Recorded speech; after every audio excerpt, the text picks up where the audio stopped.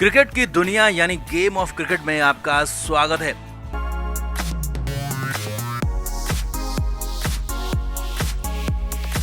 IPL के इस season में रॉयल चैलेंजर्स बेंगलुरु की हालत बेहद खराब है। सोमवार को खेले गए मुकाबले में आरसीबी की हैदराबाद के खिलाफ हार हुई और ये लगातार छठी हार थी। अब इस हार के बाद सभी कहने लगे हैं कि आरसीबी की बत्ती बंद हो चुकी है और अब आगे कुछ हो नहीं सकता है। लेकिन आपको बता दें कि हैदराबाद के खिलाफ मिली ये हार बड़ा टॉनिक का काम करने वाली है, बड़ा बूस्टिंग का काम करने वाली है और अभी भी आरसीबी प्लेऑफ में जा सकती है। कहें कि गोल्डन चांस बचा हुआ है, संभव है, बिल्कुल संभव है, क्योंकि आरसीबी में जो अंधेरा छाया हुआ था उस पर उम्मीद का दिया चमकने लगा है। Faf du Plessis Virat Kohli ने परफेक्ट प्लान दिखा दिया। तो बताते हैं आपको आरसीबी के प्लेऑफ में पहुंचने के 4 समीकरण क्या है वो गणित। आप भी अपनी राय कमेंट बॉक्स में जरूर दें और जरूर बताएं कि ये प्लान कितने संभव है। तो आरसीबी के खिलाफ हैदराबाद ने 287 रन का स्कोर बनाया और आईपीएल का सबसे बड़ा टोटल बना दिया। जवाब में आरसीबी ने भी 262 रन ठोक दिए। 300 के करीब का स्कोर बनाकर भी हैदराबाद की टीम सिर्फ 25 रन से जीती। हालांकि हार तो हार होती है और ये आरसीबी की छठी हार थी और इसके बाद ही सभी कहने लगे कि अब आरसीबी का बोरिया बिस्तर बन चुका है, सिर्फ औपचारिकताएं बची हैं और आईपीएल से इस सीजन के आरसीबी बाहर हो चुकी है। लेकिन ऐसा बिल्कुल भी नहीं है, क्योंकि इसी मैच ने कुछ ऐसा दिखा दिया है, कुछ ऐसा सिखा दिया है कि जिससे आरसीबी के लिए रास्ते खुल गए हैं, बड़ी टॉनिक मिल गई है, या कहें कि परफेक्ट प्लान यहां पर दिख गया। अभी भी प्लेऑफ में जाना बिल्कुल संभव है, वो आप भी देखिए। आरसीबी का प्लेऑफ में जाने का पहला समीकरण, आरसीबी को अपने बाकी बचे हुए सारे के सारे मैच जीतने होंगे। जी हां, आरसीबी को अभी 7 मैच और खेलने और अगर आरसीबी ये सारे मैच जीत जाती है तो कोई इफ एंड बट नहीं होगा और 16 अंक के साथ आरसीबी सीधे प्लेऑफ में पहुंच जाएगी। अब अभी तक भले ये संभव नहीं दिख रहा था, लेकिन अब संभव दिख रहा है, क्योंकि फाफ डु प्लेसी फॉर्म में वापस आ चुके हैं। Virat Kohli, Faf du Plessis ने दिखा दिया है कि वो पावर प्ले में धुआंधार बल्लेबाजी कर सकते हैं। 6 ओवर में 70, 80, 90 रन बना सकते हैं और बड़ा स्कोर पहले भी बना सकते हैं, चेज भी कर सकते हैं। यही नहीं, दिनेश कार्तिक को प्रमोट करके भेजा जाए तो और भी बड़ा कमाल हो सकता है। और आरसीबी की जो ताकत है यानी कि बल्लेबाजी, वो चल पड़ी है और अब आरसीबी को हर मैच में ऐसे ही बल्लेबाजी करनी होगी, चाहे गेंदबाज कितने रन क्यों न लुटा दें। बल्लेबाजी अगर ऐसी होती है तो आरसीबी की जीत संभव है, बिल्कुल संभव है और आरसीबी प्लेऑफ में पहुंच भी सकती है। दूसरा समीकरण देखिए, अगर आरसीबी एक मैच हारती है तो फिर थोड़ी बहुत मुश्किल होगी, लेकिन फिर भी आरसीबी प्लेऑफ में पहुंच जाएगी। लेकिन तब की कंडीशन में आरसीबी को रन रेट बेहतर करना होगा, क्योंकि बाकी की और टीमें भी 14 अंक तक पहुंच सकती हैं और 14 अंक में प्लेऑफ का टिकट मिल जाता है, लेकिन तब रन रेट अच्छा होना चाहिए। यानी कि अगले मैचों में बड़े अंतर से मुकाबले जीतने होंगे और एक मैच में हार के साथ आरसीबी 14 अंक लेकर प्लेऑफ में पहुंच सकती है। तीसरा समीकरण समझिए, अगर आरसीबी बाकी के बचे हुए मैचों में से 2 मैच हार जाती है तो फिर क्या होगा। तो आरसीबी के तब होंगे 12 अंक और तब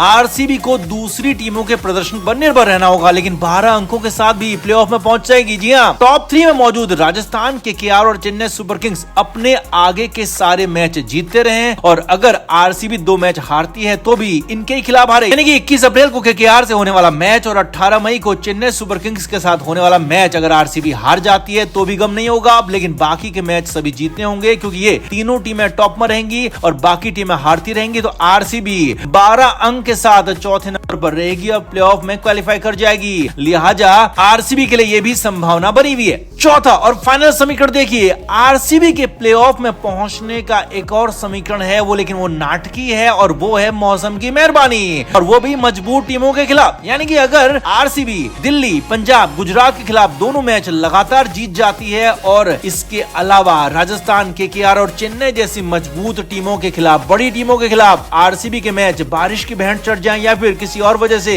मैच हो ना पाए तो फिर आरसीबी को इनमें एक पॉइंट मिल जाएगा। जी हां, हार नहीं मिलेगी और आरसीबी को 3 मैचों में एक पॉइंट के हिसाब से 3 पॉइंट मिलेंगे और 4 मैच आरसीबी जीत जाती है तो फिर कुल मिलाकर आरसीबी के 13 पॉइंट्स हो जाएंगे और तब भी बेहद आसानी से आरसीबी की टीम प्लेऑफ में पहुंच जाएगी। अभी 4 कंडीशन हमने आपको बताई। सबसे मजबूत दमदार कंडीशन पहली 2 वाली कंडीशन है, यानी कि आरसीबी को सारे के सारे मैच जीतने होंगे और हार भी हो तो सिर्फ और सिर्फ एक मैच में हो, क्योंकि अब ये संभव दिखने लगा है। फाफ डु प्लेसी जो अभी तक जूझ रहे थे वो पूरी तरह से फॉर्म में आ चुके हैं। ताबड़तोड़ बल्ला उनका अब चलने लगा है। विराट कोहली लगातार फॉर्म में थे तो उनका भी ताबड़तोड़ अंदाज यहाँ दिखने को मिला। और इसके बाद निचले क्रम में दिनेश कार्तिक, अनुज रावत, महिपाल लुमरो, इन खिलाड़ियों ने भी दमदार बल्लेबाजी की है और एक तरह से आरसीबी की बल्लेबाजी धुआंधार हो चुकी है और अब आरसीबी को अपने बल्ले के दम पर ही प्लेऑफ में जाने का सपना देखना चाहिए। तो आप इस पूरे समीकरण पर कितना सहमत हैं, आप क्या कहेंगे कमेंट बॉक्स में जरूर बताएं। वीडियो को शेयर भी करें।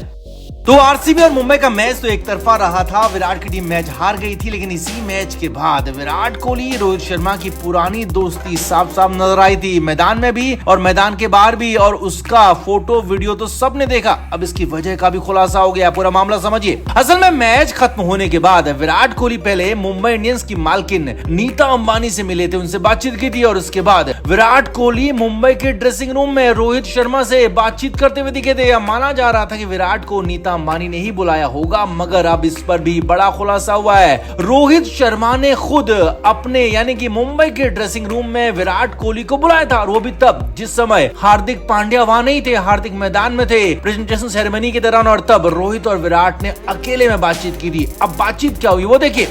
मुंबई टीम सूत्रों के मुताबिक रोहित शर्मा और विराट कोहली के साथ वहां पर महिला जयवर्धने भी थे, जो कि मुंबई इंडियंस के पुराने हेड कोच हैं, तो अभी वर्तमान में मुंबई इंडियंस के ग्लोबल हेड हैं। तो महिला जयवर्धने हमेशा रोहित को सपोर्ट करते रहे और माना यह भी जाता है कि जयवर्धने रोहित को कप्तानी से हटाने के पक्ष में भी नहीं थे, इसीलिए वहां पर विराट और रोहित के साथ वो चुपचाप खड़े थे। सूत्रों के मुताबिक रोहित शर्मा ने विराट कोहली से काफी सारी बातें की और खुद को लेकर भी बात की, और सूत्रों के मुताबिक रोहित शर्मा ने विराट से पूछा कि उनसे एडजस्ट नहीं हो पा रहा है, क्योंकि रोहित को मुंबई की लीडरशिप से पूरी तरह हटा दिया गया है। हार्दिक पांड्या को कप्तान बनाए जाने के बाद रोहित को टीम के अंदर पूरी तरह से इग्नोर किया जाता है, और टीम के फैसलों में, टीम के जो आगे बढ़ने वाली रणनीति है उसमें रोहित को बिल्कुल भी कहीं से कहीं तक शामिल नहीं किया जाता। और यही बात रोहित ने विराट कोहली को बताई और विराट से इससे बाहर निकलने में मदद करने की बात कही, हेल्प करने के लिए कहा। अब विराट कोहली इस फेज से गुजर चुके हैं, क्योंकि उन्हें भी अचानक टीम इंडिया की वनडे कप्तानी से हटाया गया था, जबकि विराट कोहली वनडे की कप्तानी करते रहना चाहते थे। तो सूत्रों के मुताबिक विराट ने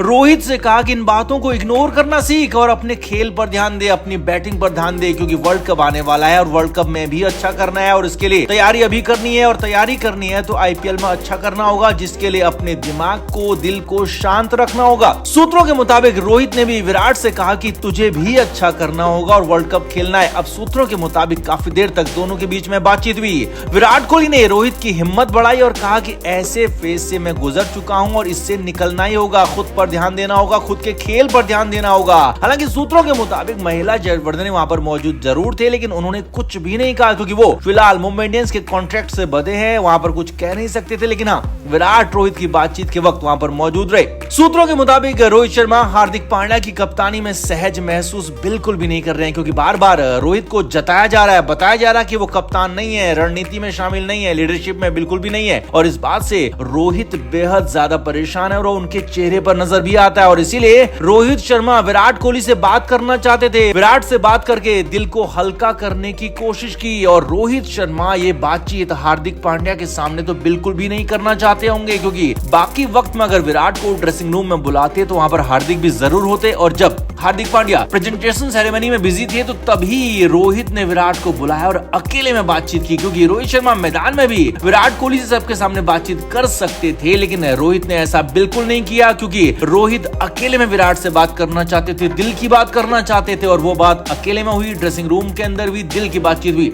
और दोनों खिलाड़ियों ने यानी कि विराट ने भी रोहित ने भी एक दूसरे को सपोर्ट किया, एक दूसरे को साहस दिया, और एक दूसरे से कहा कि दोनों को अच्छा करना होगा इस आईपीएल में भी और वर्ल्ड कप में भी। तो उम्मीद की जानी चाहिए कि अब रोहित और विराट कोहली की बातचीत के बाद दोनों का कॉन्फिडेंस बढ़ेगा, दोनों का खेल निखरेगा, और दोनों ही खिलाड़ी एक दूसरे का साथ देते हुए नजर आएंगे, तो आईपीएल के साथ साथ वर्ल्ड कप में भी धमाका करेंगे। और कुल मिलाकर रोहित शर्मा को यहां पर पूरी तरह से विराट कोहली का समर्थन मिल चुका है। विराट कोहली ने पूरी तरह से रोहित का साथ देने की बात कही है। तो आपका इस पूरी बातचीत पर, रोहित शर्मा और विराट कोहली की मुलाकात पर क्या कहना है? इन दोनों ही खिलाड़ियों को आप पसंद करते हैं तो वीडियो को शेयर भी करें और कमेंट बॉक्स में अपनी राय जरूर दें।